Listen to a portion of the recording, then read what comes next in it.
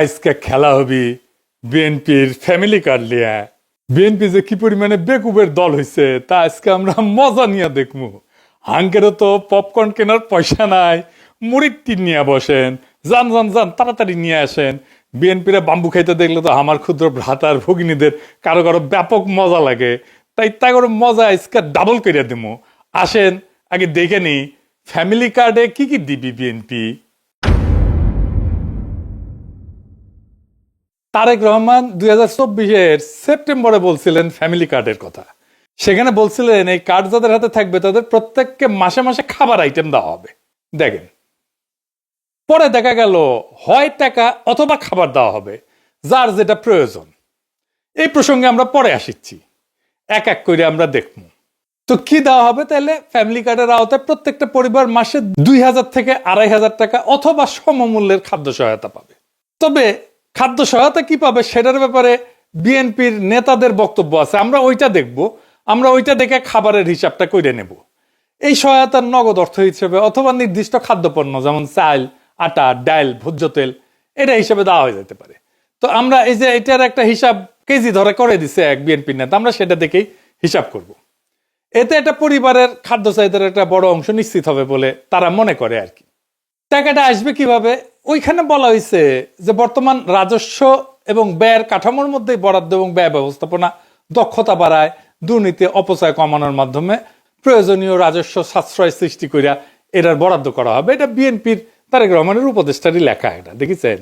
তো কাদের দেওয়া হবে এই ফ্যামিলি কার্ড? সবাই পাবে, এটা সার্বজনীন, মানে দেশের সবাই। এমনকি সেটা যদি প্রাইম মিনিস্টারের বউ হয় সেও পাবে। ওই সময় বাংলাদেশ বিনিময় করার জন্য আমরা নিয়ে আসছি ফ্যামিলি কার্ড। প্রাইম মিনিস্টার ওয়াইফও যদি মনে করে যে আমি সেটা ইউজ করতে চাই, ইউজ করতে পারবো। মানে কার্ড তো নারীদেরকে দেওয়া হবে, সেই জন্য বলছে যে প্রাইম মিনিস্টারের বউ যদি হয় তাহলে সেও পাবে। এই হইতেছে বিএনপির ফ্যামিলি কার্ডের মোটা দাগে প্রকল্প। এটা তাদের প্রধান নির্বাচনী ক্যাম্পেইন, মানে এটা দিয়ে তারা ইলেকশনে উতরায় যাবে বলে আশা করতেছে। আর উতরাইতে পারবে কিনা সেটা আল্লাহ জানে। যাই হোক, ওই যে জামাইকোটা বুদ্ধিজীবী বলেছিল না যে জামাতের কোনো প্ল্যান নাই, আনপ্রিপেয়ার্ড। জামাত ইসলাম যদি সরকারে আসে তাহলে অর্থমন্ত্রী কি হবে? আপনি যে কোনো জামাত ইসলামের লোককে জিজ্ঞেস করেন, পাবলিক ভিশন এগুলো নাই। জি, তো আসেন বিএনপির কেমন প্রিপারেশন নিচ্ছে সেটা দেখি। আগের এপিসোডে দেখেছেন তো বিএনপির স্বাস্থ্য নিয়ে যে পরিকল্পনা, সেটা জয় বাংলা করা হয়েছে। একে একে সব পরিকল্পনা জয় বাংলা করে দেওয়া হবে, চিন্তা করেন না। আসেন একে একে শুরু করি। ভালচুন বিএনপির ফ্যামিলি কার্ডের ধাপ্পাবাজি। রাষ্ট্রের কাজ ভিক্ষা দেওয়া না, রাষ্ট্রের কাজ দয়া দেখানো না। রাষ্ট্রের কাজ হইল যারা পড়ে যাইতেছে, পিছায় পড়তেছে, যারা সুবিধা বঞ্চিত, যারা দুর্বল, তাদেরকে টেনে ধরা, তাদেরকে বাঁচানো। এটার নামই হইতেছে সামাজিক সুরক্ষা বলয়, ইংরেজিত কয় সোশ্যাল সেফটি নেট। ফ্যামিলি কার্ডে বলা হয়েছে সব পরিবারকে প্রত্যেক মাসে সমান টাকা দেওয়া হবে। এখানে রাষ্ট্র ভেঙে পড়ে। রাষ্ট্র কোনো তো এটিএম মেশিন না যেখান থেকে টাকা বেড়াবি। রাষ্ট্র কোনো ডিস্ট্রিবিউশন সেন্টারও না, এটা বিতরণের কাউন্টারও না। রাষ্ট্র হইল মরাল অথরিটি, নৈতিক কর্তৃত্ব। রাষ্ট্রকে সিদ্ধান্ত নিতে হয় কে সবচেয়ে বিপদে, কে আজিব ধৈর্য পড়বে, কে সবচেয়ে দুর্ভাগ্যের মধ্যে আছে, কে পিছায় পড়ছে, কাকে না ধরলে সমাজ ভেঙে যাবে, কাকে না বাঁচাইলে চলবে না। ফ্যামিলি কার্ড বলে এই বিচার আমি করব না, সবাইকে সমান দিতে হবে সমাজতন্ত্র। এইটা হইতেছে পলিসি ফেলিয়ার, মরাল কোলাপস, নৈতিক পতন। এই যে সামাজিক সুরক্ষা বলয় বা সোশ্যাল সেফটি নেট, এটার মানেটা আসলে কি? এটার মানে হইতেছে যে নির্দিষ্ট গোষ্ঠীর জন্য সহায়তা। এটা হইতেছে সবচেয়ে যার বেশি প্রয়োজন সে পাবে সাহায্য। এটাকে বলে ভালনারেবল ফোকাসড পলিসি। তো ভালনারেবল কারা? যারা দরিদ্র, কর্মহীন, অসুস্থ, বয়স্ক, দুর্যোগে ক্ষতিগ্রস্ত অথবা পঙ্গু হয়েছে, আহত হয়েছে, তারা। এদের ঝুঁকি কি এক? না। তাহলে সাহায্য কেন এক? তাহলে ফ্যামিলি কার্ড কি করে? এইটা অসাম্যকে, বৈষম্যকে ঢেকে দেয়। এটা রাষ্ট্র দায়িত্বকে হালকা করে দেয়। সবাইকে সমান দিলে তো শক্তরা টিকে যাবে, দুর্বলেরা চুপচাপ পড়ে যাবে। এটা হইতেছে প্রশাসনিক কাপুরুষতা। কারণ প্রশাসন বা রাষ্ট্র বা সরকার এইটা দায়িত্ব নিতে চায় না, নৈতিক কর্তৃত্বের দায়িত্ব নিতে চায় না, যে সবচেয়ে দুর্বল তাকে চিহ্নিত করে তাকে সাহায্য করতে চায় না। ধরেন দুইজন মানুষ, একজনের পা ভাঙা আর একজন দৌড়ায়। তো রাষ্ট্র যদি দুইজনকে সমান জুতা দেয়, এটা কি সাম্য হইল? এটা তো বৈষম্য, এটা তো জাস্টিস না, এটা তো ন্যায় বিচার না, এটা ইনসাফ না। এই যে তিনজন দেখেন, এই ছবিটা দেখেন, এই বিখ্যাত ছবি আপনারা দেখছেন, এই তিনজন খেলা দেখিচ্ছে, তাই না? তিনজনের পায়ের নিচে একই সমানের বাক্স দিলে তৃতীয় জন খেলা দেখতে পারবে না। প্রথম জনের পায়ের নিচে তো বাক্সের দরকার ছিল না, ছিল কি, ও তো এমনি দেখতে পাচ্ছে। আর তৃতীয় জনের পায়ের নিচে মানে বাচ্চাটার পায়ের নিচে দুইটা বাক্স দরকার ছিল, এটাই জাস্টিস। দ্বিতীয় জনের পায়ের নিচে একটা বাক্স, এটাই জাস্টিস, এটাই রাষ্ট্র করে। ফ্যামিলি কার্ড ঠিক এই অন্যায়টাই করে, তিনজনের পায়ের নিচে সমান বাক্স দিছে। তাইলে এই ফ্যামিলি কার্ড চালু হইলে যারা সবচেয়ে দুর্দশাগ্রস্ত, যাদের সবচেয়ে জরুরি প্রয়োজন, সেই মানুষ অদৃশ্য হয়ে যাবে। তারা কাগজে থাকবে, বাজেটে থাকবে, কিন্তু বাস্তবে থাকবে না। টাকা সবার মধ্যে সমানভাবে ছড়ায় পড়বে। তাহলে টাকার প্রভাব শূন্য হয়ে যাবে। টাকা তাহলে কাকে সাহায্য করতেছে? এই যে পুঁজিবাদী সমাজের তো সমস্যা হচ্ছে যে টাকা মাঝে মাঝে কিছু সেন্টারে জমা হয়ে যায়, কনসেন্ট্রেটেড হয়, কেন্দ্রীভূত হয়ে যায় কিছু মানুষের হাতে। সেটা রিডিস্ট্রিবিউট করতে, পুনর্বন্টন করতে হয়, রিডিস্ট্রিবিউট করতে হয়। দেখছেন না, ইসলামে জাকাতের ব্যবস্থা আছে, প্রত্যেক বছর এইটা পুনর্বন্টিত হয়। যার কাছে বেশি টাকা তাকে দরিদ্র মানুষের মধ্যে বিলাই দিতে হবে। রাষ্ট্রের কাজ সবাইকে খুশি করা না, রাষ্ট্রের কাজ সবচেয়ে দুর্বলদেরকে বাঁচানো। যে সবাইকে সমান করে দেয় সে আসলে ঘোষণা করে আমি দুর্বলদের দায়িত্ব নিতে চাই না। সেই জন্যই বিএনপির ফ্যামিলি কার্ড এইটা দুর্বলদের বাঁচাবে না, দুর্বলদের দায়িত্ব নিতে চাইতেছে না সে। এটা মানবিক না, এটা রাষ্ট্রের দায়িত্ব থেকে পরিকল্পিত পলায়ন। এবার আসেন আমরা আর একটা জিনিস দেখি। বিএনপি বলতেছে যে বাসার কর্ত্রী বা head of the house hold নারী, তাকে দেওয়া হবে। Head of the house hold বলতে কি বুঝাইতেছে? মানে পরিবারের গৃহকর্ত্রী আর কি, এই নারীর নামে।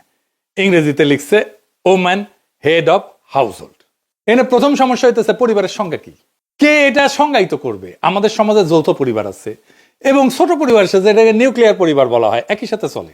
যে নারী, সে নারী তো কারো মা, সে একই সাথে কারো মেয়ে, কারো স্ত্রী, কারো শাশুড়ি, কারো পুত্রবধূ, কারো বোন। তাকে কোন পরিবারের অন্তর্ভুক্ত করা হবে? পরিবারের কোনো সংজ্ঞা বানানো তো সম্ভব না। এটা একটা ইমোশনাল অ্যাটাচমেন্ট। একটা পরিবারে কে কে থাকবে, কোন কোন সম্পর্ক থাকবে, কতদূর রক্ত সম্পর্ক পর্যন্ত পরিবারের ভিতরে থাকবে, তো এসব তো রাষ্ট্র বা সরকারি আমলারা এটা সংজ্ঞায়িত করে দিতে পারে না, বলে দিতে পারে না, ডিকটেট করে দিতে পারে না। এক এক পরিবার এক এক রকম হবে। দেখবেন কোন পরিবারে শাশুড়ি আছে, কোন পরিবারে মা আছে, কোন পরিবারে ভাই আছে, কোন পরিবারে বোন আছে। এই একটা ইস্যুতে তো ব্যাপক কারচুপি, দুর্নীতি হবে। একটা পরিবারের সব মেয়ে প্রত্যেকের নিজের নামে কার্ড বানাবে, এটা হবে। আমি কয়ে দিতেছি, লিখে দিতে পারেন। বাংলাদেশে বিয়ের পর অনেকে বাপের বাড়ি বা শ্বশুর বাড়িতে থাকে, তাদেরকে কি আলাদা আলাদা পরিবার গণ্য করা হবে নাকি একটা পরিবার গণ্য করা হবে? একটা পরিবারে এইভাবে অনেকগুলো কার্ড বানায়, সবগুলো থেকে টাকা রেশন নিজেদের অ্যাকাউন্টে পড়বে। যদি সবাইকে দেওয়া হয়, তাই তো দিতে চায় তারা সবাইকে। এবার একটা ইন্টারেস্টিং জিনিস দেখি। এই যে বলছি যারা ভালনারেবল গ্রুপ, যাদের সবচেয়ে বেশি সাহায্য দরকার, তাদের কিন্তু অন্য সহায়তা দেওয়া হয়। সেটা কি বন্ধ করে দেওয়া হবে? বিএনপি কি সেটা বন্ধ করে দিবে? আসেন সেটা বুঝে দেখি। আমাদের সামাজিক সুরক্ষা কার্যক্রম কি কি আছে? আপনার নাম শুনেছেন অনেক, বয়স্ক ভাতা, বিধবা ভাতা, প্রতিবন্ধী ভাতা, তাই না? এমনকি হিজড়া জনগোষ্ঠীর জীবন মান উন্নয়ন ভাতা আছে। আমাদের একটা বিশাল খাদ্য ভিত্তিক সুরক্ষা কর্মসূচি আছে, এটা সে পাশে লিখে দেন। এর মধ্যে আছে ভিজিডি কার্ড, আপনারা শুনছেন, এটার নাম হচ্ছে ভালনারেবল গ্রুপ ডেভেলপমেন্ট। তারপরে আছে VGF card, vulnerable group feeding. তারপরে জিআর আছে, এটি দুর্যোগকালীন ত্রাণ। তারপর ওএমএস আছে, ওপেন মার্কেট সেল, খোলা বাজারে খাদ্য বিক্রি। তারপরে টিসিবির কার্ড আছে, দেখছেন না? এটার মাধ্যমে ভর্তুকি দেওয়া হয়েছে, যে সমস্ত পণ্য সেটা দেওয়া হয়। আবার এটা কাজের বিনিময়ে খাদ্য কর্মসূচি আছে না, ফুড ফর ওয়ার্ক, কাজের বিনিময়ে খাদ্য, কাজের বিনিময়ে অর্থ, যেটা সেটাকে বলা হয় টেস্ট রিলিফ। তারপরে একটা ইজিপিপি বলে আছে, মানে যেটা কর্মসংস্থান সৃষ্টি করবে, এরকম প্রোগ্রাম। অতি দরিদ্রদের জন্য কর্মসংস্থান কর্মসূচি। তারপরে নারী এবং শিশু মাতৃস্বাস্থ্য সুরক্ষা আছে, মাতৃত্বকালীন ভাতা আছে একটা, যারা বাচ্চাদেরকে দুধ দেয় তাদেরকে মাতৃত্বকালীন একটা ভাতা আছে, মা এবং শিশু সহায়তা কর্মসূচি। তারপরে প্রাথমিক বিদ্যালয়ে মিড ডে মিল আছে, মানে স্কুলের মধ্যেই খাবার দেওয়া হয় বাচ্চাদেরকে। শিক্ষাভিত্তিক সুরক্ষা আছে, মানে প্রাথমিক এবং মাধ্যমিক স্তরে উপবৃত্তি আছে, মাদ্রাসা শিক্ষাদের উপবৃত্তি আছে, এবং বিশেষ এবং প্রান্তিক জনগোষ্ঠীর জন্য কর্মসূচি আছে। খুব চমৎকার চমৎকার কর্মসূচি আছে। যেমন ধরেন চা বাগান শ্রমিকদের সহায়তা কর্মসূচি। চা বাগান শ্রমিকরা কিন্তু খুবই দরিদ্র, অতি দরিদ্র। তাদের যে জীবনের যে কি কষ্ট আপনারা চিন্তাও করতে পারবেন না। আমি একটা ক্লিপ দেখাবো আজকে। তারপরে ধরেন বেদেদের জন্য, জেলেদের জন্য, হাওড় এবং চরাঞ্চলের জনগোষ্ঠীর জন্য আলাদা আলাদা ভাতা আছে, ক্ষুদ্র নৃগোষ্ঠীর জন্য উন্নয়ন কর্মসূচি আছে। তারপরে ধরেন বন্যা হইল, সেখানে দুর্যোগ, জলবায়ু ঝুঁকি ব্যবস্থাপনা, এইটার জন্য আবার আলাদা সহায়তা আছে। খরার জন্য সহায়তা আছে। ওই যে হাসিনা বাসা টাসা বানাই দিছিল না, ওইটা একটা বাসস্থান পুনর্বাসন কর্মসূচি আছে। বিএনপি বলতেছে যে এই যে ফ্যামিলি কার্ডের বার্ষিক ব্যয়, এইটা হবে 12,000 কোটি টাকা। তো এই আমি যতগুলো সামাজিক সুরক্ষার কর্মসূচি বললাম এই বাজেটের 10%-এর মতো, 10.28 ওরা বলছে। মানে হাসিনা আমলে যেটা দেওয়া হইতো তার 10 ভাগের 1 ভাগ। কিন্তু সামাজিক সুরক্ষা কর্মসূচিগুলোর মধ্যে ওরা বলতেছে যে এটা ওভারল্যাপ আছে, মানে একই সুবিধা একাধিকবার পেয়ে যায় একজন। সেটা কমায় বিএনপি 9,500 কোটি টাকা সাশ্রয় করবে নাকি এর মধ্যে থেকে, এবং সেই অর্থটা ফ্যামিলি কার্ড স্কিমে দেবে। বুঝছেন, এই 12,000 টাকার মধ্যে 9,500 টাকা এক্সিস্টিং যে সামাজিক সুরক্ষা আছে ওইখান থেকে বাইর করে কেটে নিয়ে ফ্যামিলি কার্ডে ঢুকাবে। মানে একটু বুঝাই দিই, এই যে দেখেন চা বাগান শ্রমিক সে একটা বিশেষ সুবিধা পায়। আগে একটু দেখায়নি, চাতে তো মজা করে খায়, চা বাগান শ্রমিকের জীবনটা কেমন, কষ্টটা কেমন দেখেন। এটা গ্রিন টি, এটা গ্রিন টি। এই পাতা আমাদের মহিলারা তুলবে। হ্যাঁ, এই পাতা 23 কেজি তুলবে না, আমার ওয়াইফ 8 ঘন্টা কাজ করে 178 টাকা পায়। 8 ঘন্টা কাজ করার পরে 23 কেজি তোলার পরে 178 টাকা পায়। জি, আর 23 কেজি কম হলে 1 কেজি প্রতি 60 টাকা মাইনাস। মানে 23 কেজি কম হলে 60 টাকা মাইনাস। জি, এইভাবে আপনাদের জীবন চলতেছে। কষ্ট হয় স্যার, ভালো মন্দ মন চায়। এই যে ম্যাডাম সাহেব একটা কথা বলি, হ্যাঁ, কিছু মনে নিবেন না। না, ম্যাডাম সাহেব যে 100 টাকা দিচ্ছেন না, আজকে 25 ডিসেম্বর না, জি, আমার মা বলতেছিল এখানে কোনা নিব বিস্কুট আর একটা লু বিস্কুট। মন চায়, মাছ মাংস আমাদের মন চায়। দেখেছেন, মনটা খারাপ হয়ে গেল না? এই লোকের মা ধরেন যে যার কথা বলতেছিল ওই লোকটা, সে বয়স্ক নারী ভাতা পায় নিশ্চয়ই, আর চা শ্রমিকের ভাতা পায়, তাই না? 2টা ভাতা পায়। এটারে বলতেছে ওভারল্যাপ, মানে তুমি তো 2টা নিতে পারবে না, এইখানে দরিদ্র সুবিধা বঞ্চিত মানুষের টাকা সরায় না ফ্যামিলি কার্ড দিবে। টেম্পু স্ট্যান্ডে চান্দাবাজি করতে করতে অভ্যাস খারাপ হয়ে গেছে। গরিব মানুষের টাকা সরায় নিজের ভোটে যেটা রাজনৈতিক কর্মসূচি আর্থিক ব্যাস মেটাবে। সি সি সি সিরানুনি সি। আচ্ছা, আর একটা জিনিস দেখাই, তারা বলতেছে যে ক্যাশ টাকা বা খাদ্য সহায়তা দেওয়া হবে, মানে কাউকে ক্যাশ টাকা কাউকে খাদ্য সহায়তা দেবে। কে ঠিক করবে কাকে ক্যাশ দেবে আর কাকে খাদ্য সহায়তা দেওয়া হবে? এবার আসেন দেখি খাদ্য সহায়তা দেওয়াটা আদৌ সম্ভব হবে কিনা। বিএনপি নেতারা বলতেছে ফ্যামিলি কার্ডের মাধ্যমে সবাইকে প্রত্যেক মাসে 25 কেজি চাল, 5 কেজি আলু, 2 কেজি ডাল, 2 লিটার তেল, 1 কেজি লবণ ফ্রিতে দেবে বিএনপি। বেনে বেনে করছি না, বিএনপি নেতারাই করছে, শোনেন। আমরা প্রত্যেকটা পরিবারের নারী সদস্যর নামে একটা করে ফ্যামিলি কার্ড প্রদান করব। ওই ফ্যামিলি কার্ডের মাধ্যমে আপনি 25 কেজি চাল প্রতি মাসে, 5 কেজি আলু, 2 কেজি ডাল, 2 লিটার তেল, 1 কেজি লবণ আপনি ক্রয় করতে পারবেন সম্পূর্ণ বিনামূল্যে। শুধু কার্ডটা আপনার হাতে থাকলেই আপনি পারবেন। হাঙ্গারে কাঁঠাল রানী 2009 সালে সবাইকে 10 টাকা কেজি ধরে চাল খাওয়ানোর লোভ দেখায় ক্ষমতায় এসেছিল। হ্যাঁ, খাওয়ানোর লোভ দেখায় ক্ষমতায় আসাটা বাংলাদেশের বড় দলগুলোর খাইসলত হয়ে গেছে। বাংলা মার্টিন লুথার কিং কাঁঠাল রানীর চেয়ে 1 ধাপ আগায় সবাইকে ফ্রি চাল খাওয়ানোর প্রতিশ্রুতি দিচ্ছে। খালি ফ্রি চাল না, সাথে ফ্রি আলু, ডাল, লবণ, তেলও থাকবি। দেশের সরকারি হিসাবে ধরে নিলাম আনুমানিক 4 কোটি পরিবার আছে। যদিও ফ্যামিলি কার্ড হইলে কারচুপির মাধ্যমে এই সংখ্যা বহুগুণ বৃদ্ধি হবে। দেখবেন এই 4 কোটি পরিবারকে প্রত্যেক মাসে বাংলার মার্টিন লুথারের প্রতিশ্রুতি অনুযায়ী 25 কেজি চাল, 5 কেজি আলু, 2 কেজি ডাল, 2 লিটার তেল, 1 কেজি লবণ যদি ফ্রিতে দেওয়া হয় তাহলে 35 কেজি খাদ্যদ্রব্য, 35 কেজি সব মিলে সরকারকে 4 কোটি পরিবারের প্রত্যেককে মাসে 35 কেজি খাদ্যদ্রব্য প্রত্যেক গ্রামে ফ্রিতে সরবরাহ করার এটার যে ক্যাপাসিটি, লজিস্টিক্যাল ক্যাপাসিটি, সেটা তৈরি করতে হবে। গুদাম লাগবে, ট্রান্সপোর্ট লাগবে। এটা কত বড় সংখ্যা, এটা বাংলার মার্টিন লুথার কিং অঙ্ক করে দেখছে কিনা আমি জানি না। যদিও তিনি নিজের ভাষাতে এক বক্তৃতায় বলছে তিনি অঙ্কে নাকি কাঁচা। তুমি যে বললে তোমার অঙ্ক করতে ভালো লাগে না, তোমাকে একটা সিক্রেট কথা বলি, অঙ্ক কিন্তু আমারও খুব ভালো লাগতো না, অঙ্ক দেখলে আমিও ভয় পেতাম। এই 35 কেজি যদি 4 কোটি দিয়ে গুণ দিই তাহলে 140 কোটি কেজি, 14 লক্ষ টন। সরকারকে বছরে 14 সাথে 12 গুণ করেন, এত লক্ষ টন বা অতিরিক্ত 2.25 কোটি টনের মতো নতুন খাদ্য গুদাম বানানো লাগবে। বর্তমানে সারা দেশে সরকারি খাদ্য গুদাম আছে 20 থেকে 25 লাখ টনের মতো, এটা করতে পারে। তাহলে এটা তুগলকি কারবার হয়ে যাবে না? দিল্লির একটা সুলতান ছিল মোহাম্মদ বিন তুগলক, আমরা বলি না তুগলকি কাণ্ড করছে, সবাই ওরে ম্যাড সুলতান বা পাগলা সুলতান বলে রাখতো। সেরকম উদ্ভট সব প্রজেক্ট করে সালতানাতকে দেউলিয়া বানায় ফেলছিল। বাংলার মার্টিন লুথারও একই পথে হাঁটা শুরু করেছে। দেশে বর্তমানে যে সমস্ত সরকারি খাদ্য গুদাম আছে সেখানে ব্যাপক দুর্নীতি হয়। কৃষক সরকারি আমলা কর্মচারীকে ঘুষ না দিলে সেখানে নিজের ফসল বেচতেই পারে না, পারে গুদাম থেকে খাদ্যশস্য লোপাট হয়ে যায়। সরকারি কর্মকর্তা কর্মচারীরা গুদামের খাবার ব্ল্যাক মার্কেটে চুরি করে বেচে দেয়। ফ্যামিলি কার্ডের মাধ্যমে এই প্রক্রিয়া আরো ব্যাপক এবং ভয়াবহ রূপ ধারণ করবে। মানুষজনে ভেনেজুয়েলার মতো প্রত্যেক জেলায় জেলায় লম্বা লাইন ধরে দাঁড়াবে খাদ্য গুদামের সামনে রেশনের জন্য। সোভিয়েত রাশিয়া এরকম লাইন ধরে ধরে রেশন দেওয়া হইতো, জানেন না তো? সোভিয়েত আমলে, সমাজতান্ত্রিক আমলে, কমিউনিস্ট আমলে, জানেন না, লাইন ধরে ধরে দেওয়া হইতো। তো ওইখানে লাইন দেখলে পাবলিক দেড়ে যেত আর কি। এইটা হবে এইখানে সরকারি আমলা যেখানে বসে বসে এক এক করে সবাইকে অল্প অল্প করে খাবার বিতরণ করবে, আর লম্বা লাইন, এই লাইন আর শেষ হবি না। সরকারি আমলারা এইসব করতে গিয়ে দুর্নীতি আর ভজঘট লাগায় খাবার শর্ট করে ফেলবে সবার জন্য। আর এই খাবার বিতরণের লোকজন কোথায়, লোকবল কোথায়, কে বিতরণ করবে? এর কোনো হিসাব আছে? গুদামে খাদ্যদ্রব্য রেখে পচায় ফেলবে সরকারি কর্মচারীরা, পচা মাল মানুষজনকে খাওয়াবে, ভালো মাল সরকারি কর্মকর্তা কর্মচারীরা ব্ল্যাক মার্কেটে বেচে দিবে, নিজেরা খাবে আর মাল পানি কামাবে। এটা নিয়ে দেশে ভয়াবহ রাইট লাগবে, দাঙ্গা লাগবে ভবিষ্যতে। বাঙ্গুদের বিয়ে বাড়িতে মাংসের পিস কম পড়লে মারামারি শুরু হয়ে যায়। আর আমাদের বাংলার মার্টিন লুথার কিং সারা দেশে সবাইকে মাসে মাসে ফ্রি খাওয়ানোর প্রতিশ্রুতি দেয়। বাজারে কোনো কিছু কিনতে হলে টাকা লাগে। টাকা হচ্ছে কোনো বস্তু বা সেবার প্রতি কারো একটা ক্লেম, তাই না? টাকা নকল করে ছাপানো অসম্ভব না হইলেও অনেক কঠিন কাজ, তাই না? কিন্তু এই যে ফ্যামিলি কার্ড বা রেশন কার্ড বা কুপন, এটা 2 নম্বর করে ছাপানো একদম সহজ কার, 1-2 এর ব্যাপার। এটা যে কেউ পারবে। এই জন্য এইসব ক্ষেত্রে ভয়াবহ জালিয়াতি হবে। ভারতের রেশন সিস্টেম আছে এবং সেটা মারাত্মক একটা অদক্ষ এবং দুর্নীতিপ্রবণ একটা ব্যবস্থা। ভারতে কোটি কোটি কোটি ভুয়া রেশন কার্ড আছে।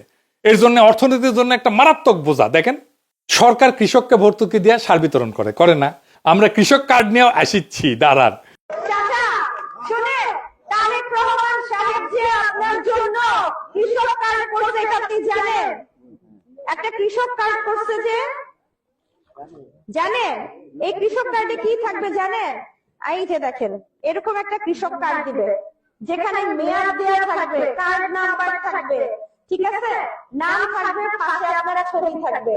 এই কৃষক কার্ডের মাধ্যমে আপনি ফ্রি কীটনাশক, না হলে হচ্ছে বীজ, না হলে কোনো না কোনো কিছু পাবেন, ঠিক আছে? এবং এটা শুধুমাত্র আমাদের দল করবে।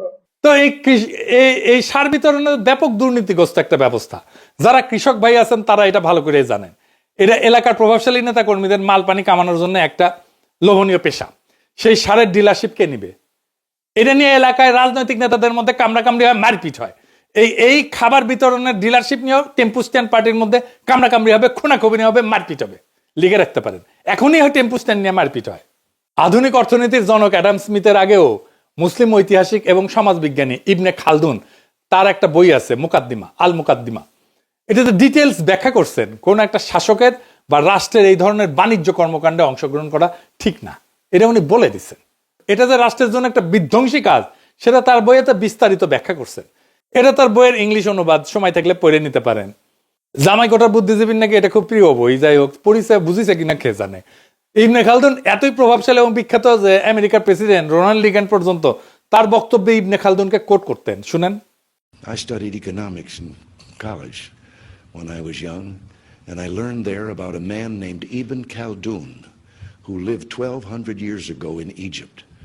And 1200 years ago he said, in the beginning of the empire, the rates were low, the tax rates were low, but the revenue was great. He said in the end of the empire, when the empire was collapsing, the rates were great and the revenue was low. আজকার একজন ফরাসি political ইকোনমিস্টের সাথে পরিচয় করে দিই এবং দার্শনিক, তার নাম হচ্ছে ফ্রেডরিক বাস্তিয়াত। তার বইতেও এরকম থিম ব্যাখ্যা করছেন। এটাও ইংরেজিতে অনুবাদ। তার একটা চ্যাপ্টার আছে, তার নাম হচ্ছে দ্য ইন্টারমিডিয়ারি বা মধ্যস্বত্বভোগী। ওইটাতে উনি ব্যাখ্যা করছেন যে কোন সরকারি আমলা বা কর্মচারীরা একটা সমাজের সবচেয়ে বড় পরগাছা। সরকারি কর্মচারীরা কিছু মনে করেন না, এটা বইপত্রের কথা আমি কইলাম আর কি। ইংরেজ আমলের জমিদারদের চেয়ে বড় পরগাছা বর্তমান সরকারি কর্মকর্তা কর্মচারীরা। সাধারণ জনগণ ব্যবসায়িক টাকায় এদের বেতন ভাতা হয়, আবার এরাই সেই জনগণের কাছ থেকে ঘুষ নেয়, মাল চুরি করে, টাকা না পেলে কাজ করে না, ফাইল আটকায় রাখে, ফাইল ঠেকায় ঘুষ নেয়, আবার জনগণকে নিজের চাকর বাকর মনে করে, সান না দেখলে আবার মেজাজ খারাপ করে। সব শেষে কাসাসুল আম্বিয়া থেকে একটা গপ্প শোনাই। হযরত সুলাইমান রাদিয়াল্লাহু আনহু নিজেকে অনেক ক্ষমতাধর ধনী বাদশা মনে কইরা একবার ঠিক করছিলেন তিনি আল্লাহর সৃষ্টি পৃথিবীর সকল জীবকে একবেলা খাওয়াবেন। এটার জন্য বিশাল রান্নার আয়োজন করলেন। ব্যাপক রান্না টান্না শেষ করে পরিবেশন করে সবাইকে দাওয়াত করতেন। ওই সময় সাগর থেকে একটা তিমি মাছ উঠে আসে। সেই তিমি মাছ উঠে এসে পুরা রান্না করে খাবার একাই খেয়ে শেষ করে ফেলে। এবং বলে যে এটা তার মাত্র এক বেলার খাবার। এই গল্পের মূল শিক্ষা হচ্ছে হযরত সুলাইমান যত ক্ষমতাধর বাদশাহী হোক না কেন, আল্লাহর সৃষ্টি সকল প্রাণীর রিজিকের ব্যবস্থা করা তার সাধ্যের বাইরে। আল্লাহ তাআলা পৃথিবীর শত শত কোটি কোটি প্রাণীর রিজিকের ব্যবস্থা করেন কোনো সমস্যা ছাড়াই। কোন মানব শাসক যদি নিজেকে গড কমপ্লেক্সে ভোগা শুরু করে সিদ্ধান্ত নেয় যে কোটি কোটি মানুষকে বিনামূল্যে মাসে মাসে ফ্রিতে চাল ডাল আলু লবণ তেল এইসব খাবার খাওয়াবে, সেটা হইলে তার জন্য জীবনে সামনে বড় হোঁচট অপেক্ষা করা, আছাড়ের অপেক্ষা করতেছে। এবার আসেন আরো দুইটা গুরুত্বপূর্ণ পয়েন্ট, বাজেট আর কাকে দেওয়া হবে এটা নিয়ে আলাপ করি। বিএনপি বলছে যে প্রথম 50 লাখ পরিবারকে দিবে, ভালো কথা। বিশ্বব্যাংক বলতেছে যে 2025 সালের শেষে বাংলাদেশে অতি দরিদ্র মানুষের সংখ্যা হইতে পারে 1,58,00,000 মতো, আর দরিদ্র মানুষের সংখ্যা হবে 3,90,00,000 মতো। সো আমরা তো এই অতি দরিদ্র এবং দরিদ্র মানুষদেরকে তো সাহায্যটা দিব, তাই না? তাইলে এই মোট দরিদ্র এবং অতি দরিদ্র মানুষের সংখ্যা কত? 5,48,00,000 জন। সো বাংলাদেশে গড় পরিবারের সদস্য সংখ্যা সাধারণত ধরা হয় 4.3 থেকে 4.5 জন প্রত্যেক পরিবারে। এটা বাংলাদেশি সরকারি হিসাব এবং আন্তর্জাতিক সংস্থা এটা ব্যবহার করে। আমি মাঝামাঝি ধরে নিচ্ছি 4.5 জন পরিবারের হিসাব। তাহলে 5,48,00,000 এটাকে যদি 4.5 দিয়ে ভাগ করি তাহলে 1,22,00,000 পরিবার হইতেছে দরিদ্র এবং অতি দরিদ্র পরিবার। এর মধ্যে মাত্র 50 লাখকে কে নির্বাচন করবে, কিভাবে করবে, কোন ক্রাইটেরিয়া করবে? এই যে হারুন যে কইছে যে হারুনকে বইলে আওয়ামী লীগকে ফ্যামিলি কার্ড দেবে, উনকে শুনেন। জামাতকে কখনো ভোট দিস না, আওয়ামী লীগকে আমাদেরকে ভোট দে, আমরা তোদেরকেও হারুন ভাইকে বলে তোদের সবাইকে ফ্যামিলি কার্ড করে দেবো। এবার আসেন বাজেটের প্রশ্ন। এত বিরাট প্রকল্পের খরচ সরকার কই থেকে যোগান দেবে? আর যদি তারা বলে যে আগে যেটা সামাজিক সুরক্ষা কর্মসূচি ছিল সেইটার বাইরে এটা নতুন, তাহলে এত বিরাট প্রকল্পের খরচ সরকার কই থেকে দিবে? বাংলাদেশ সরকারের বাজেট অলরেডি ওভার এক্সস্টেড। সরকারি বাজেট ডকুমেন্ট যা পড়ার শিক্ষা রাখে সে পড়লে বুঝবে সরকারের রাজস্ব এর চাইতে খরচ অনেক বেশি। এছাড়া সামনে অনেক হাসিনার রেখা যাওয়া ঋণের ইনস্টলমেন্ট শোধ করার টাইম হয়ে আসতেছে, শোধ করা শুরু হবে এই 2026 থেকে। এরপর যদি আবার বাংলার মার্টিন লুথার কিং এই সমস্ত দুর্গোগী পরিকল্পনা নিয়ে আসে, তাহলে সরকার কেবলমাত্র একভাবে এটাকে ফাইন্যান্স করতে পারবে, সেটা হইতেছে সরকারিভাবে টাকা চাপানো। এইটা হইলে যে ভয়াবহ মুদ্রাস্ফীতি হবে, বাংলাদেশ পুরা রবার্ট মুগাবের জিম্বাবুয়েতে পরিণত হয়ে যাবে। তো বিএনপির সব কয়টা নির্বাচনী প্রতিশ্রুতির এইভাবে ফর্দাফাই করে দেওয়া হবে। ওরা জানে বাঘে ছিলে 18 গা, পুলিশে ছিলে 36 গা, আর পিনাকি ছিলে জয় বাংলা।